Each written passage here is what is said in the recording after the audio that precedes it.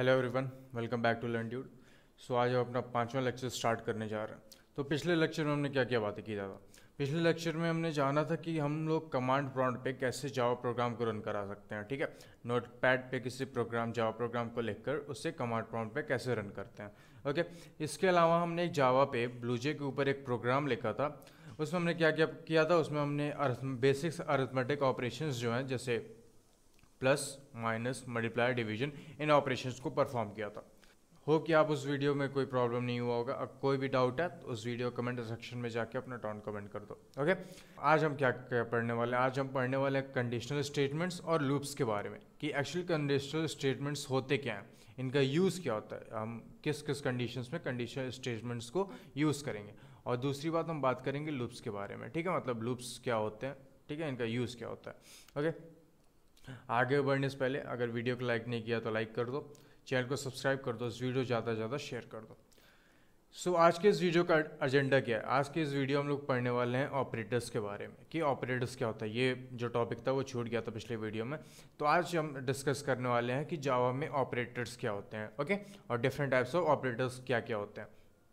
दूसरी जो बात है वो हम बात करने वाले कंडीशनल स्टेटमेंट्स के बारे में, मतलब कि कंडीशनल स्टेटमेंट्स होते क्या हैं। ठीक है, उनका नीड क्या होता है और कौन कौन से कंडीशनल स्टेटमेंट्स अवेलेबल हैं जावा में यूज़ के लिए।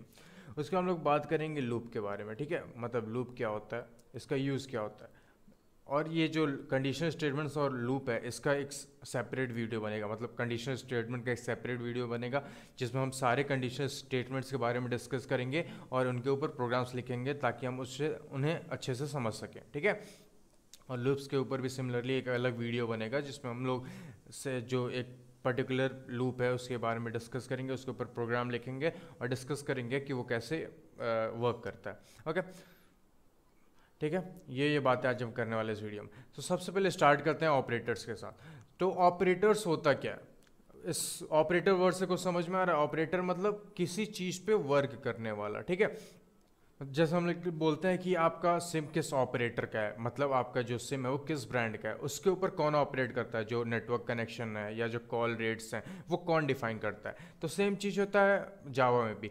तो जावा में ऑपरेटर्स क्या होते हैं, ऑपरेटर्स जो होते हैं जावा में वो क्या होते हैं, पर्टिकुलर ऑपरेशंस को परफॉर्म करने के लिए यूज़ किए जाते हैं। ठीक है, जैसे हमने वो अरिथमेटिक ऑपरेशंस का प्रोग्राम बनाया था, उसमें हम लोग डिफरेंट अरिथमेटिक ऑपरेशंस को परफॉर्म किया था। तो प्लस, तो ये एक ऑपरेटर है, ये क्या करता है, आपका एडिशन में हेल्प करता है। ठीक है, ये जो ऑपरेटर है उसका ऑपरेशन क्या है, एडिशन। मतलब कि अगर कोई दो चीज़ें हैं उनको हमको ऐड करना है तो हम कौन सा ऑपरेटर को यूज़ करेंगे, प्लस ऑपरेटर को। ठीक है, अब ऑपरेंड्स, इसमें एक टर्म आता है ऑपरेंड्स का। तो फॉर एग्जांपल अगर हमने 4 + 5 लिखा है, ठीक है, तो इस केस में हम जान रहे हैं कि जो ये प्लस है वो क्या हमारा है, वो हमारा ऑपरेटर है। ओके, इसके अलावा दो चीज़ें और हैं, 4 और 5। ये क्या हो गए, ये हमारे ऑपरेंड्स हो गए। ऑपरेंड्स क्या हुआ, ऑपरेंड्स वो होते हैं जिनके ऊपर हम कोई एक पर्टिकुलर ऑपरेशन को परफॉर्म कर रहे हैं। ठीक है, फॉर एग्जाम्पल अगर a + b है तो इस केस में a और b आपका क्या हो गया, आपका ऑपरेंड हो गया। मतलब इनके ऊपर हम ऑपरेशन को परफॉर्म कर रहे हैं, मतलब जो एडिशन का ऑपरेशन है वो हम a और b के ऊपर परफॉर्म कर रहे हैं। समझ में आ गया। अब जावा में डिफरेंट टाइप्स ऑफ ऑपरेटर्स होते हैं। ठीक है, सबसे पहला ऑपरेटर होता है यूनरी ऑपरेटर। ठीक है, यूनरी ऑपरेटर नाम से समझ में आ रहा है, यूनरी मतलब सिंगल, जो एक सिंगल वेरिएबल या सिंगल ऑपरेंड पे वर्क करता हो। ठीक है, दूसरा आता है अरिथमेटिक ऑपरेटर। क्या होता है, अरिथमेटिक ऑपरेटर। अरिथमेटिक ऑपरेटर्स क्या क्या हो गए, जो हम लोग मैथ्स में पढ़ते हैं, प्लस, मल्टीप्लाई, डिवीजन, सब्ट्रैक्शन। ठीक है, ये आपके क्या हो गए, ये आपके अरिथमेटिक ऑपरेशंस हो गए। उसके बाद आता है शिफ्ट ऑपरेटर। शिफ्ट ऑपरेटर ये क्या होता है, ये हमारा यूज होता है जावा में वैल्यू को शिफ्ट करने के लिए। ठीक है, इसका डिटेल्ड वीडियो आगे पढ़ने वाले हैं, इतनी जल्दी इसके बारे में नहीं पढ़ना कोई ज़रूरी नहीं है। ये दो टाइप के होते हैं, ये फॉरवर्ड शिफ्ट और ये बैकवर्ड शिफ्ट। ठीक है, उसके बाद आता है हमारा रिलेशनल ऑपरेटर। रिलेशनल ऑपरेटर मतलब किसी दो चीज़ों में रिलेशन निकालने में हेल्प करता है। फॉर एग्जाम्पल अगर हमें दो वेरिएबल है a और b, ठीक है, हमें इन्हें कंपेयर करना है कि a b के बराबर है कि नहीं, तो इनके बीच में रिलेशन क्या निकालना है, इक्वालिटी का। तो हम यहाँ पे डबल इक्वल टू का ऑपरेटर का यूज़ करेंगे, मतलब ये हमारा इक्वालिटी का ऑपरेटर है। ठीक है, और क्या ऑपरेटर होता है? कंपैरिजन ऑपरेटर, मतलब less, greater than, less than, ठीक है, ग्रेटर देन, लेस देन, ठीक है, less than equal to, greater than equal to, okay, ये हमारे क्या हो गए? Relation operators. उसके बाद आता है लॉजिकल ऑपरेटर। अब लॉजिकल ऑपरेटर्स दो टाइप के होते हैं, एक होता है हमारा लॉजिकल एंड ऑपरेटर, ठीक है, ये एंड ऑपरेटर, ये जो हम लोग कंडीशनल स्टेटमेंट्स पढ़ेंगे तो यहाँ पे इसका जो यूज़ होता है लॉजिकल ऑपरेटर्स का वो वहाँ पे होता है। एक होता है लॉजिकल एंड ऑपरेटर, दूसरा होता है लॉजिकल और ऑपरेटर, जो कि ये होता है, ठीक है, समझ में आ गया। और दूसरा होता है टर्नरी ऑपरेटर। क्या होता है? Ternary operator. टर्नरी ऑपरेटर ये हमारा भी एक टाइप का कंडीशनल ऑपरेटर है, मतलब कंडीशन को चेक करता है। कंडीशन ट्रू हुआ तो जो पहले वाला स्टेटमेंट होगा वो एग्जीक्यूट होगा, और कंडीशन फॉल्स हुआ तो दूसरा वाला स्टेटमेंट एग्जीक्यूट होगा, ठीक है। इतनी बात समझ में आ गई। अब जो लास्ट ऑपरेटर होता है वो होता है हमारा असाइनमेंट ऑपरेटर। असाइनमेंट से को समझ में आ रहा है? असाइनमेंट मतलब किसी चीज़ को असाइन करना, मतलब किसी चीज़ को कुछ प्रोवाइड करना, ठीक है। तो यहाँ पे हमारा है डबल मतलब इक्वल टू, ठीक है। अब अगर हमको कोई वैल्यू को कुछ किसी वेरिएबल को कोई वैल्यू असाइन करना, for example a is equal to 4, तो हम यहाँ पे क्या यूज़ करते हैं? असाइनमेंट ऑपरेटर इक्वल्स, मतलब हम a को 4 वैल्यू स्टोर करने को बोल रहे हैं, ठीक है। उसके बाद आता है प्लस इक्वल टू, ओके, फिर माइनस इक्वल टू, जैसे a प्लस इक्वल टू 4, ठीक है। तो इसमें ये यहाँ पे क्या करेगा? a equal to a plus 4, ये इसका एक्सपेंशन है, ठीक है। ऐसे होता है माइनस इक्वल टू, ठीक है, multiplication equal to, division equal to, ठीक है, सबका ऑपरेशन वही है, ठीक है। इतनी बातें क्लियर होगी। ये हमारा था ऑपरेटर के बारे में, मतलब ऑपरेटर्स होते क्या हैं, ठीक है। अब आते हैं कंडीशनल स्टेटमेंट्स के ऊपर। तो कंडीशनल स्टेटमेंट्स होते क्या हैं? नाम से समझ में आ रहा होगा। कंडीशनल स्टेटमेंट्स वो होते हैं जो किसी एक पर्टिकुलर कंडीशन के ऊपर वर्क करते हैं, ठीक है।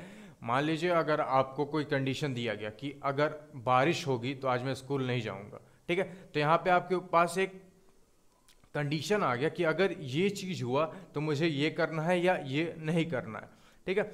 तो कंडीशन, जावा में भी कंडीशनल स्टेटमेंट्स का यही काम होता है कि अगर कोई एक पर्टिकुलर स्टेटमेंट सही है तो आप ये स्टेटमेंट एग्जीक्यूट कीजिए, अगर ये स्टेटमेंट गलत है तो आप अगला स्टेटमेंट एग्जीक्यूट कीजिए, ठीक है। अब जावा में क्या होता है? बुलियन वेरिएबल्स को यूज करता है कंडीशंस को इवेल्युएट करने के लिए। बुलियन वेरिएबल्स कौन कौन से हो गए? ट्रू एंड फॉल्स, ठीक है। अगर कोई दिया गया स्टेटमेंट सही है तो वो वैल्यू रिटर्न करता है ट्रू, अगर गलत है तो रिटर्न करता है फॉल्स, ठीक है। इतनी बातें क्लियर हो गई? ओके। तो अब होता है कि हमारा नीड क्या है कंडीशनल स्टेटमेंट्स का, मतलब ज़रूरत क्या है? कंडीशनल स्टेटमेंट्स की ज़रूरत तब आती है जब हमें कोई एक पर्टिकुलर कंडीशन पे कोई काम करना होता है। फॉर एग्जांपल अगर हम कोई एक प्रोग्राम बना रहे हैं, ठीक है, जिसमें हम फेसबुक की तरह कोई हम एक ऐसा सॉफ्टवेयर बना रहे हैं, सिंपल सा लॉगिन, जो लॉगिन करता हो, ठीक है। तो उसमें हम क्या करते हैं? अगर कोई प्रोफाइल एक्सेस करना है तो उसके लिए हम दो चीज़ें इवेल्युएट करते हैं। सबसे पहली बात यूज़र नेम, ठीक है, और दूसरा क्या होता है? पासवर्ड। अगर यूज़र नेम और पासवर्ड, अगर जो यूज़र का यूज़र नेम और पासवर्ड है वो सही है तो हम क्या करते हैं? उसे लॉगिन एक्सेस दे देते हैं, नहीं तो हमारे एरर मैसेज डिस्प्ले हो जाता है कि यूज़र नेम और पासवर्ड गलत है। तो इस तरह के प्रोग्राम्स बनाने में कंडीशनल स्टेटमेंट्स का यूज़ होता है, ठीक है। अगर मान लीजिए कोई यूज़र एक्सेस करना चाहता है आपका सिस्टम, ठीक है, तो आप चाहते हैं कि वो सिस्टम तभी एक्सेस कर पाए जब उसके पास कोई प्रिविलेजेस हों। जैसे अगर वो एडमिन हो तो वो एडमिन के सारी चीज़ें यूज़ कर पाए, अगर वो नॉर्मल यूज़र है तो वो नॉर्मल यूज़र्स की चीज़ें यूज़ कर पाए, ठीक है। तो हमें डिसाइड करना होता है कि उनका क्रीडेंशियल सही है कि नहीं। तो इस केस में हम लोग क्या करते हैं? इफ स्टेटमेंट्स या फिर कंडीशनल स्टेटमेंट्स का यूज़ करते हैं, जिससे हम इवेल्युएट करते हैं कि एक पर्टिकुलर वैल्यू वो सही है या नहीं, ठीक है। क्लियर हुई बात? कोई डाउट नहीं होना चाहिए, ओके। सो अब जावा में जो अलग अलग तरीके कंडीशनल स्टेटमेंट्स होते हैं वो क्या क्या होते हैं? सबसे पहला आता है इफ स्टेटमेंट। इसमें सिंपल एक सिंगल इफ होता है, ठीक है। इसका सिंटेक्स क्या होता है? इफ, यहाँ पे आप स्टेटमेंट या कंडीशन लिख देते हैं कि क्या कंडीशन है, ठीक है। उसके बाद यहाँ पे आपका होता है कि प्रोग्राम में क्या क्या, मतलब अगर ये कंडीशन सही हुआ तो ये स्टेटमेंट्स एग्जीक्यूट करेंगे, ठीक है। मतलब इफ का मतलब क्या हुआ? अगर ये चीज़ हुआ तो आपको ये करना है। फिर दूसरा था इफ एल्स। अगर ये हुआ तो आपको ये करना है, अगर नहीं हुआ तो ये करना है, ठीक है। For example if A is equal to 2, तो हमें क्या प्रिंट करना है, मान लीजिए यहाँ पे प्रिंट करना है इवन, ओके। अगर ये कंडीशन फॉल्स है तो उस केस में क्या होगा, जो एल्स पार्ट में होगा वो प्रिंट कर देगा, ठीक है। मतलब हम यहाँ पे चेक कर रहे हैं कि ये जो पर्टिकुलर कंडीशन है उसकी हम लोग वैलिडिटी चेक कर रहे हैं कि वो वैलिड है या नहीं। अगर वो वैलिड है तो उसके अंदर जो आपका स्टेटमेंट आ रहा है वो एग्जीक्यूट होगा, अगर वो वैलिड नहीं है तो एल्स के अंदर जो स्टेटमेंट है वो एग्जीक्यूट करेगा, ठीक है। क्लियर हुआ? ओके। अगला आता है नेस्टेड इफ एल्स, मतलब इफ एल्स के अंदर एक और इफ एल्स।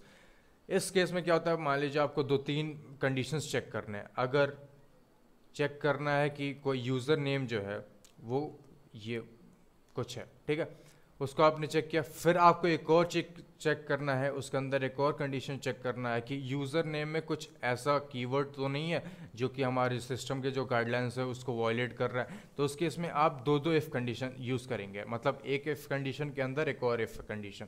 तो ये क्या होता है, आपका नेस्टेड इफ एल्स स्टेटमेंट हुआ, मतलब एक इफ एल्स के अंदर आप और इफ एल्स यूज़ कर सकते हैं, ठीक है।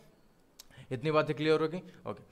तो अगला आता है नेस्टेड एल्सिफ लेडर। इसमें क्या होता है, हम इसमें लेडर टाइप का बना देते हैं। जैसे सबसे पहला हम इफ़ कंडीशन बना दिए, if A is equal to 2, ठीक है, तो उस कंडीशन में कुछ एग्जीक्यूट किया, ठीक है। अब ये जो मेन कंडीशन है उसके अलावा भी हमें कुछ कंडीशंस को चेक करना है, तो हम लोग क्या करेंगे, एल्सिफ का यूज़ करेंगे। अगर ये नहीं तो क्या ये है, अगर ये नहीं है, अगर ये कंडीशन फॉल्स हुआ तो चेक करेगा क्या ये कंडीशन सही है। तो ये इसमें क्या आता है, अगर जो मेन कंडीशन गलत हुआ तो वो चेक करेगा अगले कंडीशन को, else if A equal to 3, ठीक है, ए इक्वल टू 3। तो यहाँ पे कुछ स्टेटमेंट्स हमारे आ गए, ठीक है। तो ये क्या हुआ, वो चेक करता है मल्टीपल स्टेटमेंट्स को, यहाँ पे चेक कर रहा है कि पहला अगर नहीं सही हुआ तो दूसरे को चेक करेगा, दूसरा नहीं सही हुआ तीसरे को चेक करेगा। अगर उसमें से कोई नहीं सही हुआ, कोई भी कंडीशन ट्रू नहीं हुआ, तो लास्ट में जो आप एल्स के अंदर स्टेटमेंट डालेंगे वो एग्जीक्यूट कर देगा, ठीक है। समझ में आ गया? ओके। तो लास्ट हमारा जो है वो है स्विच स्टेटमेंट। तो स्विच स्टेटमेंट क्या होता है, ये स्विच केस, इसमें हम कोई पर्टिकुलर कंडीशन को पास कर देते हैं, जैसे कोई वैल्यू हो सकता है 0 1 2 3 4, ऐसे कोई भी केस हो सकता है, ठीक है। जब प्रोग्राम बनाएंगे तो ये अच्छे समझ में आएगा। तो हम क्या करेंगे, स्विच स्टेटमेंट यूज़ करते हैं, उसके बाद उसका केस बनाते हैं, ठीक है। मान लीजिए अगर स्विच में कोई वैल्यू 1 आ गई तो ये जो केस 1 में स्टेटमेंट्स होंगे वो एग्जीक्यूट करेंगे। अगर स्विच में ए की वैल्यू आपकी 2 हुई तो जो केस 2 में आपका वैल्यू होगा वो एग्जीक्यूट करेगा, ठीक है। कोई भी अगर डाउट है तो आप कमेंट कर दो, ओके, ठीक है। इतनी बातें क्लियर हो गई? ओके। तो ये थे different types of conditional statements. अब आता है हमारा लूप्स या इटरेशंस। क्या होता है लूप्स? लूप का मतलब क्या हुआ, जैसे फिजिक्स में हम पढ़े होंगे लूप, वायर लूप, ओके। तो उसमें क्या होता है, वायर बार बार घूमता रहता है, ठीक है। तो वही चीज़ लूप में भी है, जावा में भी, लूप में भी वही चीज़ है। मतलब अगर कोई एक कंडीशन जब तक ट्रू है तब तक कोई भी स्टेटमेंट एग्जीक्यूट करता रहेगा, ठीक है। फॉर एग्जाम्पल अगर हमने एक नंबर स्टार्ट किया, इसमें i की वैल्यू स्टार्टिंग वैल्यू 1 है, हमने कंडीशन डाल दिया कि जब तक i की वैल्यू 10 ना हो जाए तब तक i प्लस प्लस करते रहो, मतलब i की वैल्यू इंक्रीज करते हुए आप उसकी वैल्यू प्रिंट करते जाओ, ठीक है। तो प्रोग्राम क्या करेगा, 10 बार एग्जीक्यूट करेगा, ठीक है। सबसे पहले i की वैल्यू 1 होगी, उसके बाद इंक्रीमेंट होगा, फिर 2 होगी, 3 होगी, जब तक ये कंडीशन ट्रू नहीं होगा तब तक ये स्टेटमेंट एग्जीक्यूट करता जाएगा, ठीक है। समझ में आ गया? तो अगर सिंपल वर्ड्स में हम लोग पढ़ें तो looping in programming language is a feature which facilitates the execution of a set of instructions और functions repeatedly while some conditions evaluates to true. मतलब जब तक वो पर्टिकुलर जो हमने कंडीशन दिया है, जब तक वो कंडीशन ट्रू होगा तब तक वो स्टेटमेंट एग्जीक्यूट करते ही जाएंगे, ठीक है। अब जावा में 3 टाइप्स के लूप्स होते हैं, ठीक है। पहला होता है फॉर लूप, दूसरा होता है वाइल लूप और तीसरा होता है डू वाइल लूप, ठीक है। मेनली अधिकतर केस में हम फॉर लूप को यूज़ करते हैं, ठीक है। इसका सिंटेक्स यूज़ आसान होता है और इसका यूज़ भी बहुत ज़्यादा होता है। अब ये जो डिफरेंट टाइप्स ऑफ लूप है इनका एक सेपरेट वीडियो हम लोग पूरा समझेंगे कि ये लूप्स कहाँ कहाँ यूज़ होते हैं, कैसे यूज़ होते हैं, ठीक है। इनका एक सिंटेक्स क्या है, ओके, समझ में आ गया? ओके। सो आज के वीडियो के लिए इतना था। अब नेक्स्ट वीडियो हम लोग क्या क्या पढ़ने वाले हैं। नेक्स्ट वीडियो हम लोग पढ़ने वाले थे कि इफ स्टेटमेंट क्या होता है, ओके, इसका सिंटेक्स क्या होता है, वो वर्क कैसे करता है, ठीक है, उसके वर्किंग के बारे में जानेंगे, इफ एल्स स्टेटमेंट के बारे में जानेंगे, उसके वर्किंग के बारे में जानेंगे, और भी जो कंडीशन स्टेटमेंट्स थे जैसे nested if else, okay, nested if else या एफ एल्स इफ या फिर स्विच स्टेटमेंट, इनके बारे में जानेंगे और इनका भी वर्किंग जानेंगे, इनका सिंटेक्स जानेंगे, ठीक है। उसके बाद हम एक सिंपल सा प्रोग्राम लिखेंगे जिसमें हम लोग अच्छे समझेंगे कि इफ स्टेटमेंट का एक्चुअल में यूज़ क्या होता है, मतलब कैसे इफ स्टेटमेंट हेल्प करता है। कोई भी कंसेप्ट समझने का सबसे आसान तरीका होता है कि उसका आप प्रैक्टिकल कीजिए। जब तक आप प्रैक्टिकल नहीं करेंगे आपको कोई भी कंसेप्ट अच्छे से क्लियर नहीं होगा, ठीक है। तो हम लोग यहाँ पे प्रैक्टिकल की हेल्प से हर एक कंसेप्ट है उसको समझने की कोशिश करेंगे, ठीक है। ओके, इतनी बातें क्लियर हो गई। सो आज के वीडियो के लिए इतना ही। अगर आपको वीडियो अच्छा लगा तो इस वीडियो को लाइक कर दो, और अभी तक चैनल को सब्सक्राइब नहीं किया तो सब्सक्राइब जरूर कर दो।